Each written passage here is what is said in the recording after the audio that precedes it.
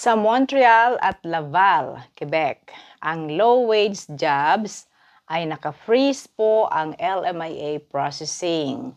Ano raw ang mangyayari, sabi ng ating isang viewer.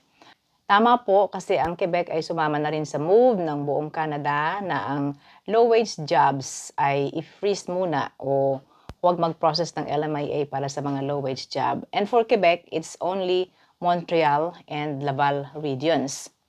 Ang sabi po doon ay no LMIA for low-wage jobs and extended pa ito until December 31 of 2026. Hanggang next year pa ito, guys.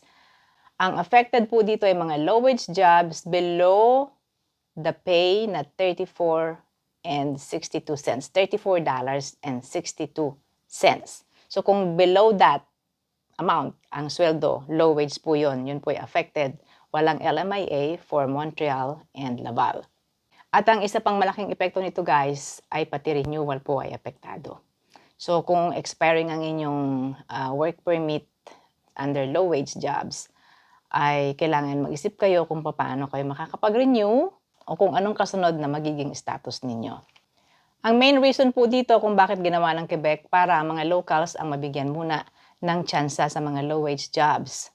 However, exempted po ang mga trabaho sa primary agriculture, construction, ang food processing, education, healthcare, and social services, at saka po ang mga in-home caregiver. Yes. So ano raw po ang mangyayari? Ang tanong ng ating viewer, kailangan gumawa kayo ng paraan para kayo ay manatiling may status in Quebec. Halimbawa, maghanap ulit kayo ng trabaho outside of the regions of Montreal and Laval. Isang paraan pa, guys, ay kung pwedeng itaas ang inyong pay mula sa low wage patungo sa 34.62. Depende na sa inyong employer kung kakayanin nila yan.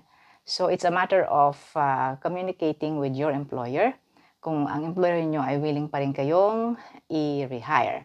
And another option is apply na ng PR. Kung meron po kayong nakikitang PR program sa Quebec na kayo ay qualified na, apply na po ng PR para mas secured ang inyong status in Canada.